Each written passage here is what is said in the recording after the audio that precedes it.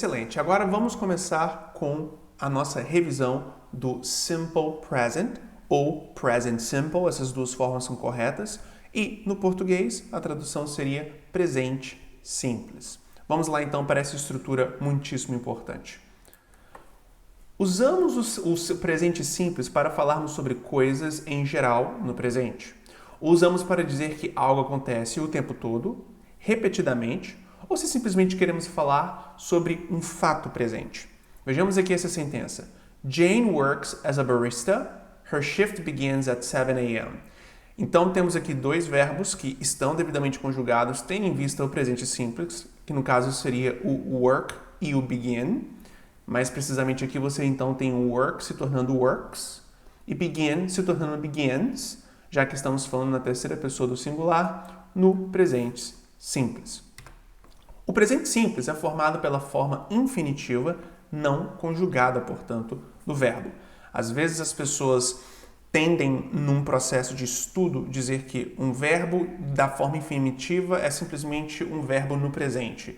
E definitivamente até mesmo instrutores fazem isto. Eu, como instrutor, já fiz isso, mas depois de um certo tempo cheguei à conclusão que definitivamente não seria interessante simplesmente dizermos que um verbo no infinitivo é um verbo no presente.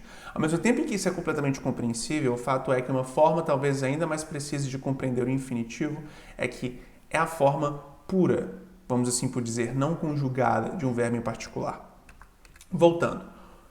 O presente simples é formado pela forma infinitiva não conjugada no verbo. Nós adicionamos S ou ES no verbo, mais precisamente em seu final, caso estejamos falando ou escrevendo na terceira pessoa do singular. He, she ou it. Vejamos aqui o exemplo. I like apples, but my father likes grapes. Então, temos aqui o mesmo verbo utilizado em ambos momentos diferentes, em uma mesma sentença, com like.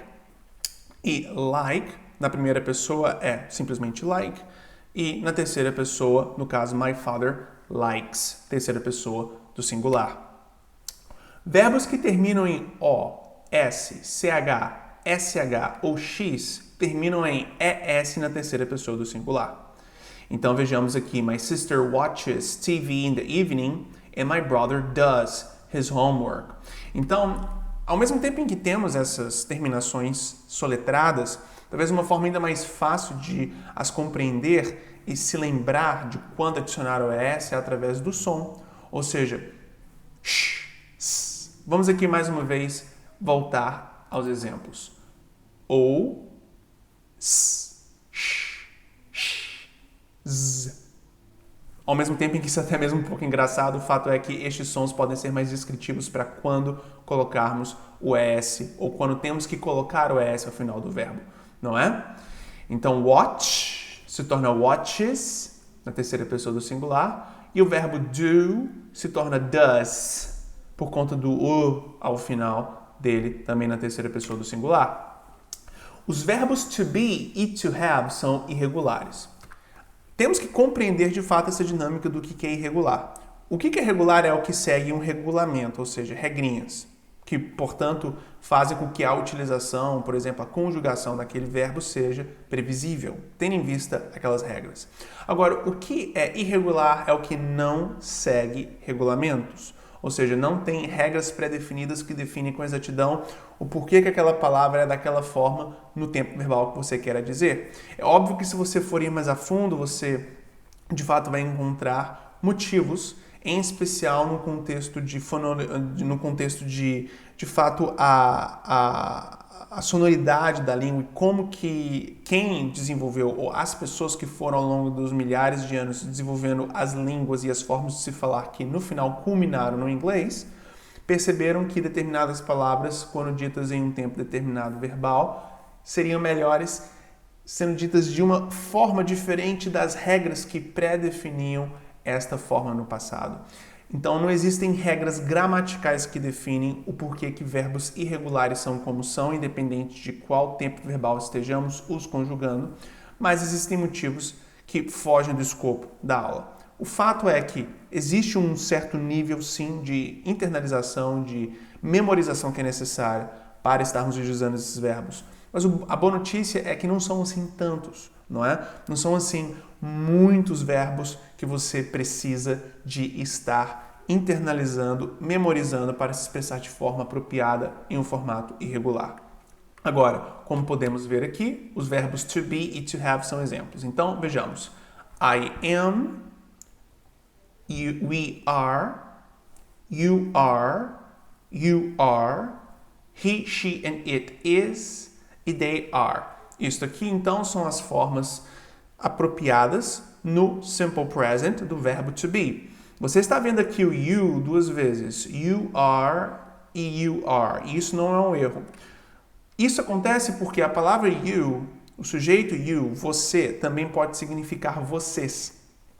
E o que define qual é o significado do you é o contexto. Ele pode significar tanto você quanto vocês. Você pode dizer, por exemplo, you are beautiful, para dizer você é linda. E, igualmente, utilizar you are beautiful para dizer vocês são lindas. E fica ainda menos implícito, ou melhor, ainda fica mais implícito, porque o adjetivo aqui no caso beautiful não se torna beautifuls. Adjetivos em inglês também se mantêm sempre no formato singular. Portanto, o que define de forma clara se o you está no singular ou no plural é o contexto, não necessariamente a sentença isolada. Mas em ambos os casos, a estrutura é a mesma. You com o verbo to be conjugado no simple present are. Tudo bem? Tanto no singular quanto no plural. E aqui agora o verbo to have. I have, we have. You have, pelo mesmo motivo. He, she and it has, they have. Então, temos aqui a utilização do has quando falamos de he, she and it. Observe a diferença entre o inglês britânico e o inglês americano na utilização do verbo to have.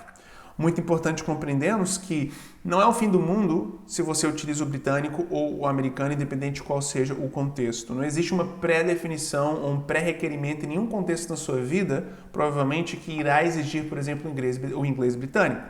Mas definitivamente é importante compreendermos que o mais importante é termos consistência.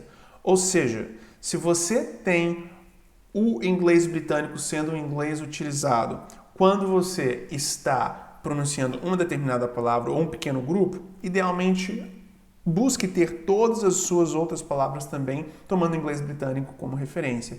E o mesmo se aplica para o desenvolvimento do inglês ou da fala em inglês americano.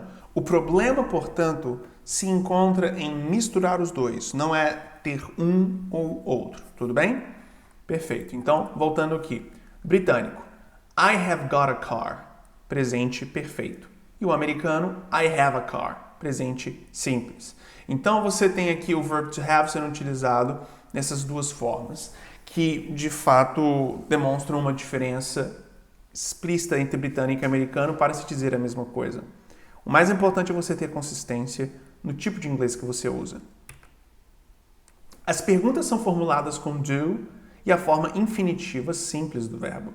A terceira pessoa do singular é formada com does. Negações são formadas com do not e o infinitivo simples do verbo. A terceira pessoa do singular é formada com does not e a forma infinitiva do verbo. Então vejamos aqui exemplos. He gets up at 6 o'clock every morning. Isso aqui então, seguindo aquela mesma lógica de inclusive adicionar o s ao final do verbo. Agora vejamos aqui a forma negativa.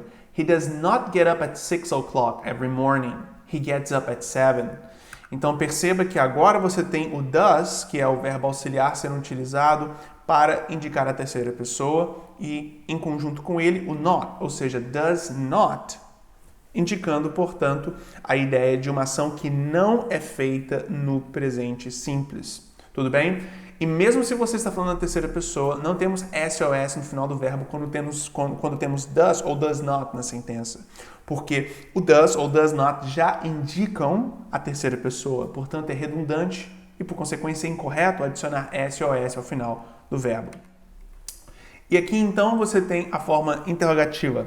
Does he get up at 6 o'clock every morning? Ou, um outro formato, when does he get up? Definitivamente, então, aqui conseguimos ver que, mais uma vez, temos does na sentença, fazendo com que uma sentença, mesmo estando na terceira pessoa, não tenha o seu verbo principal com S ao final. Você, então, aqui não está dizendo gets up, mas get up, pelo mesmo motivo da negação. O does indica a terceira pessoa do singular já, portanto, sendo redundante você adicionar essa ao final do verbo, por exemplo, dizendo algo como does he get up? Isso é completamente errado.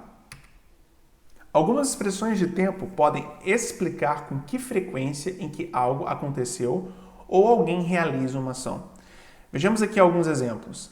Always, often, usually, sometimes, rarely, never, every day. Esses termos são inclusive utilizados em outros tempos verbais, alguns deles, mas o nosso foco aqui está na utilização deles no presente. Vejamos. I usually cook at home, but my friend always eats at the local coffee. Então você tem o usually cook, always eats, com usually e always indicando a frequência da realização dos verbos das ações cook e eat. Observe que nos exemplos anteriores as expressões de tempo aparecem antes do verbo, mas com o verbo to be especificamente, a expressão de tempo vem depois. Então você tem aqui Kim is always late for classes.